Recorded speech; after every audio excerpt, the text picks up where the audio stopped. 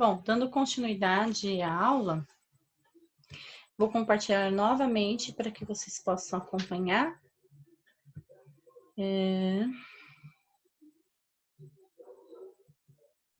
Anatomia do envelhecimento.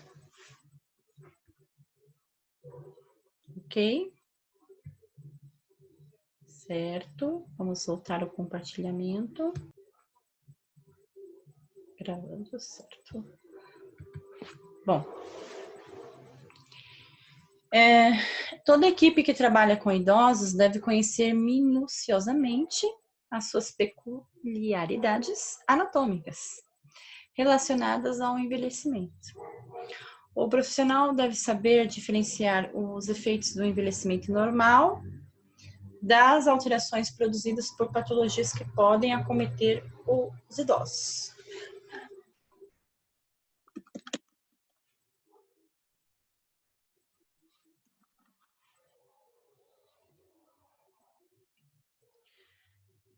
No capítulo 2, vamos falar sobre cuidados com os idosos.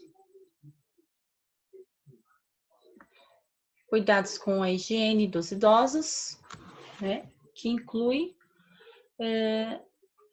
a limpeza, né, e a hidratação desse idoso e ficar atento ao quê? Aquele paciente idoso que está numa cama, né? Cuidados com a boca. Então, tem que utilizar uma escova própria, uma solução dentifrícia ou uma pasta de dente, né?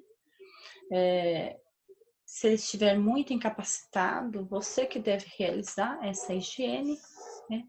Misturar em um copo antisséptico oral, a água em partes iguais, montar uma espátula com gaze, que será embebida na solução, limpar a língua, movendo a espátula de um lado para o outro, com cuidado de não provocar náusea, limpar o palato, as laterais, né? Gengivas, fazer uma limpeza completa na cavidade oral. Se ele tem a prótese dentária, você deve lavar com antisséptico e escova. Cuidado com os olhos, né? Limpar com gases esterilizados, embebidas em soro fisiológico, retirando toda a secreção. Aos pacientes comatosos ou semi-inconscientes, deve permanecer com os olhos fechados. Convém colocar sobre as pálpebras uma gaze embebida em soro fisiológico para manter a umidade e evitar o aparecimento de úlceras córneas. Então, é outra situação. E o paciente que não está no estado acamado, né? Que ele pode fazer a sua própria higiene, você vai orientar e você vai vigiar como está sendo feito esse cuidado, seja a nível da cavidade oral e olhos. Aliás, da cabeça aos pés. A responsabilidade da integridade da pele, né, da pessoa como propriamente dito, é sua, profissional da enfermagem. Cuidado com os pés. Tem que ter muita atenção com os pés, porque tem deformidades circulatórias, tem deformidades ósseas, né? Pode apresentar deformidades, diabetes, etc. Tá?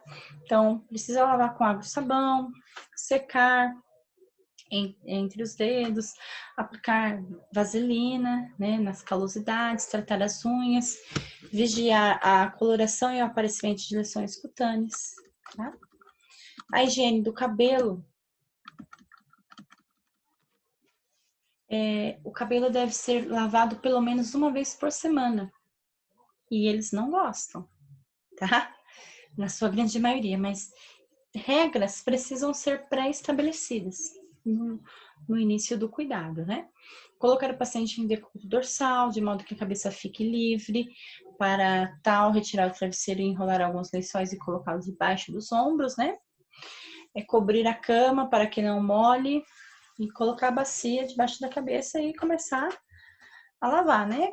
Coloca os tampões no ouvido, molha o cabelo, ensaboa, enxágua, depois enrola com a toalha, seca, né? Pode até utilizar um secador de cabelo, penteia aquele cabelo, ok?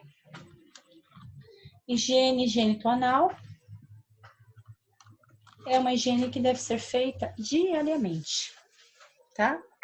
Sempre que seja necessário. Depois de evacuar e depois de fazer um enema. Aqui está escrito edema, mas é enema. E antes de colocar uma sonda vesical, e cada vez que se muda uma fralda em pacientes incontinentes, tá? Então, a higiene genital-anal, praticamente ela é realizada o dia inteiro. Trocas de fralda, evacuações, enemas e na colocação de sondas. Na mulher, eu vou colocar essa paciente em decúbito dorsal, com pernas flexionadas, né? Vou lavar com água e sabão, vou usar uma gaze para lavar os pequenos lábios e os grandes lábios também, meato urinário, de frente para trás, né? Enxaguar com água e usar o antisséptico, né? Quando indicado, secar cuidadosamente, né? A fim que não fique úmida. Então, é uma região sensível, porém precisa ser limpa, né? E tem que estar limpa e seca, porque se fica úmida e limpa, mesmo assim vai proporcionar a colonização de algum tipo de fungo ou até mesmo bactéria, né? Então pode-se crescer algum fungo ou uma bactéria. Se estiver suja e úmida, piorou, né? Então são locais, né? A genitália, tanto a feminina quanto a masculina, que propiciam muito o crescimento de fungo ou bactéria. Mas a mulher ainda é mais propensa a ter esse tipo de infecção. No homem, vamos colocar esse paciente em decúbito dorsal, lavar com água e sabão pênis, os testículos, retrair o prepúcio, tá? Lavar a glande com uma compressa e enxaguar com água e irrigar com antisséptico. Se vocês não sabem o que é prepúcio, é aquela pele, e a glande seria aquela proeminência, aquela cabeça do pênis. Então eu ponho a pele para baixo, limpo, lavo tudo, porque fica tudo cheio de crosta, cheio de sujeira ali ao redor, se não lavar, tá? Isso faz com que eu evite o quê? O edema, uma infecção mesmo, tá? Região anal. Eu vou colocar paciente em decúbito lateral, lavar a região com esponja, água e sabão, da frente para trás, enxaguar com água e secar. Se a pele estiver irritada, passa um creme para proteger ou para tratar aquela área, tá? Alterações estruturais no idoso.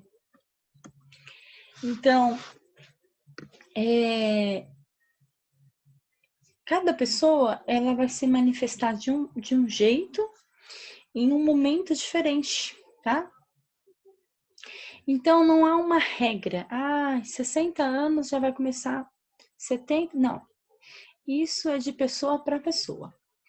Então, se tratando de células e tecidos, vai ter um menor número de células ativas, tá? O ritmo de multiplicação celular também vai ser diminuído e vai ter uma atrofia e perda da elasticidade tecidular, né? O colágeno, né? Então, eu não vou ter mais esse viço, né? Essa elasticidade. Vai enrugar, vai ficar flácido. Composição global do corpo e peso corporal. Aumento do tecido gordo em relação ao tecido magro. Modificações no peso corporal e no peso dos órgãos. Se tratando de músculo, diminuição de 25% a 30% da massa muscular, diminuição na mobilidade de diversas articulações, diminuição da distância entre os discos vertebrais, diminuição da caixa torácica, perda de cálcio, também no funcionamento locomotor, isso vai levar a problemas de equilíbrio, gerando maior incidência de fraturas. Se tratando de pele e tecido subcutâneo, também vou ter perda de tecido e suporte cutâneo, atrofia e baixa eficácia das glândulas sebáceas e sudoríparas, perda da elasticidade da pele, persistência da prega cutânea, aparecimento de rugas, acentuamento e proeminências das proeminências ósseas, queixo e pálpebras e alongamento dos lóbulos das orelhas, né? É o decair das faces, né? Voltando aqui, logo no início, nós estamos falando das alterações estruturais, tá?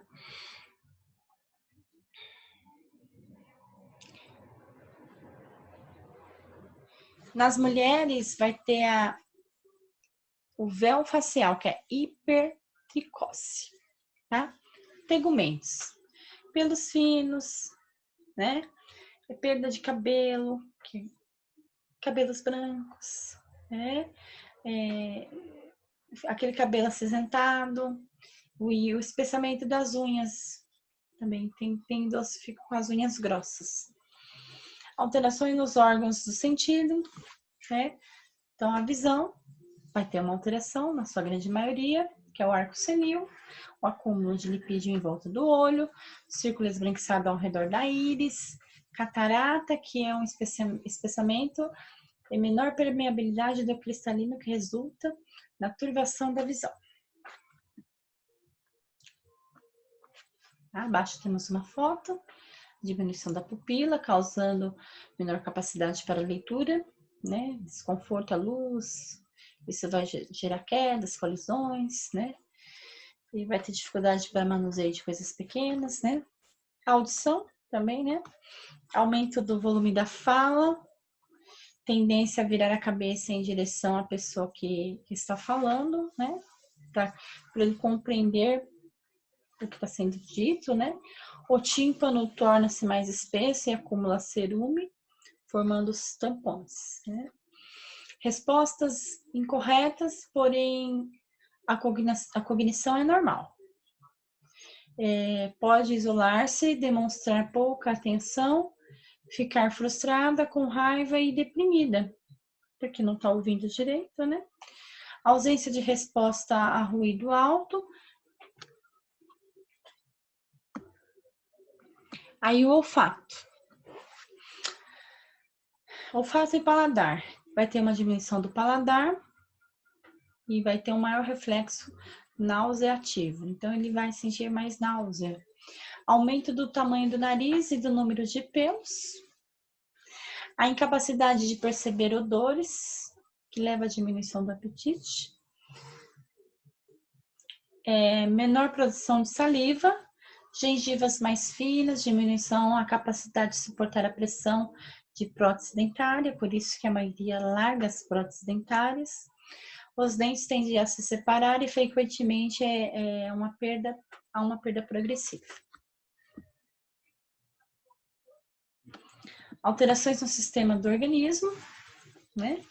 Então, o sistema cardiovascular também entra nesse declínio. Vai ocorrer um espessamento das válvulas cardíacas, gerando uma esclerose e fibrose, o que pode levar a complicações de cardiopatias, né? E o aumento da PA, né? Aumento da pressão. A função cardíaca não se altera com o envelhecimento, tá? A frequência cardíaca em repouso e o tamanho do coração não tem relação com a idade, ok? Responde mais lentamente ao estresse. Depois do aumento provocado pelo estresse, o idoso necessita de mais tempo para que a frequência cardíaca volte ao normal. Tá? Queda do consumo de oxigênio, aumento da PA de 16/90 é considerado normal para pessoas acima de 65 anos. Ataque cardíaco persistente pós-estresse. Então, a gente precisa diferenciar aquilo que é uma alteração do que é patológico, ok? O sistema respiratório vai ocorrer um enfraquecimento da musculatura respiratória, retração elástica da parede torácica vai diminuir, a PO2 diminui com a idade em virtude dos desequilíbrios de ventilação e perfusão, todavia que os idosos não ficam hipóxicos, a não ser que haja uma doença concomitante. Né? Se ele já tem uma doença pré-estabelecida respiratória, aí com certeza vai dar problema, né? A diminuição do sistema de transporte ciliar da mucosa, o aumento do lume diminui a dimensão dos cílios e de seus movimentos, aumenta o tamanho das glândulas brônquicas. A diminuição do reflexo de tossir e o aumento de secreções no pulmão dificulta o que? A expectoração.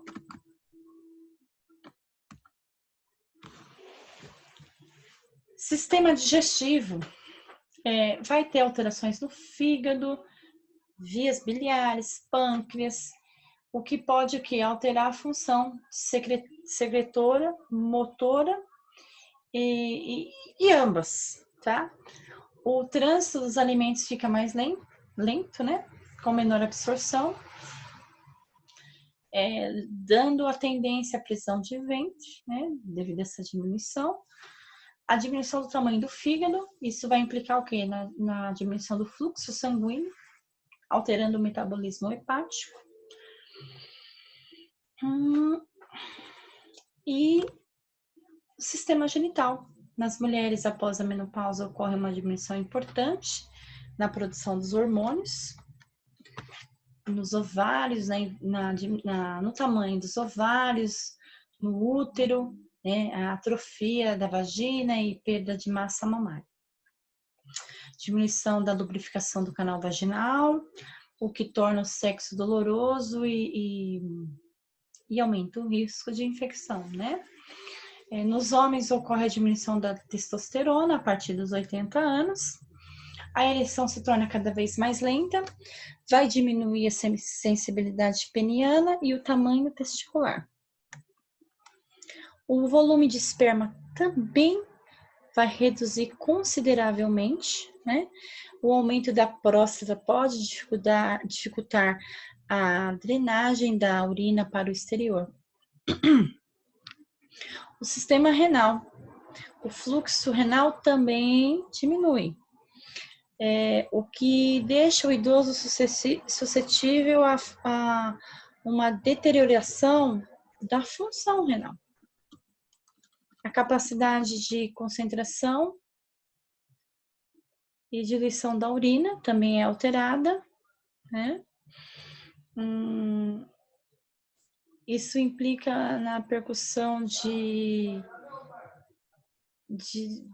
sensação de sede no idoso, tá? Então, se ele não consegue beber bastante água, aquela urina vai ficar concentrada, né? E geralmente o idoso não gosta de tomar água.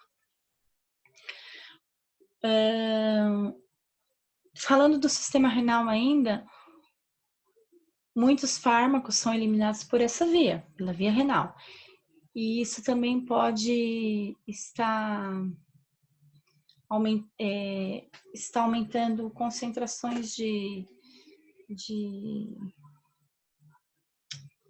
ai meu Deus, fugiu. de níveis, né, de níveis aumentados no sangue de coisas secundárias, né, de efeitos secundários. Por exemplo, eu faço uso de muitas medicações. Então, o meu sangue, ele vai estar passando ali e vai estar, o sistema renal vai estar filtrando, e o que ficar depois para o meu organismo, que o sangue vai levar, que o O2 vai levar, ele vai estar saturado, né? O que vai trazer efeitos ruins, efeitos secundários e ruins. Sistema imunológico. Vai ter mais infecções, vai ter uma incidência de diversos tipos de câncer. O sistema nervoso vai ter mudanças estruturais e neoquímicas, tá? E há modificações nos níveis sensoriais, motores, capacidade intelectual, percepção, memória, sono, coordenação, controle muscular. Tudo isso está agregado ao sistema nervoso, tá? Características das patologias em geriatria. Então,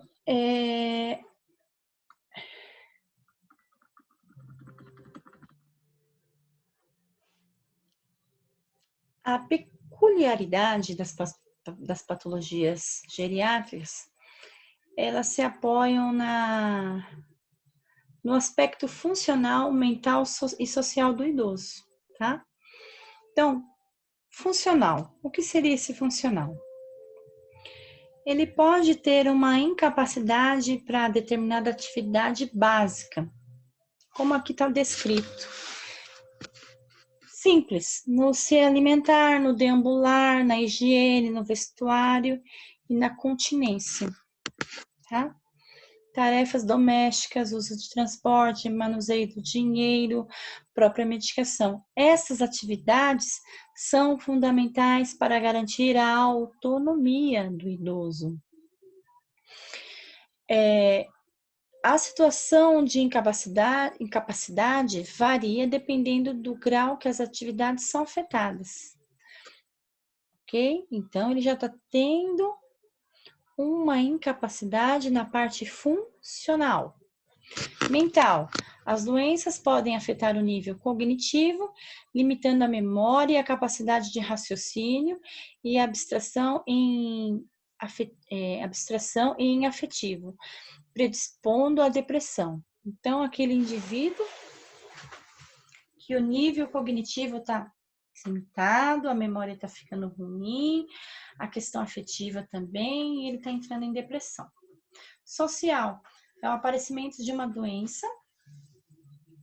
Ela pode condicionar a internação em um lar de idosos e a necessidade de ajuda domiciliar e a impossibilidade de viver só. Então, ou ele vai para casa de repouso, ou ele contrata alguém para morar com ele e cuidar dele, tá? Então, na próxima aula, eu vou entrar em principais patologias geriátricas. Então, por hoje eu encerro a aula, tá? E amanhã eu dou continuidade às principais patologias geriátricas, ok? Tenha uma boa noite.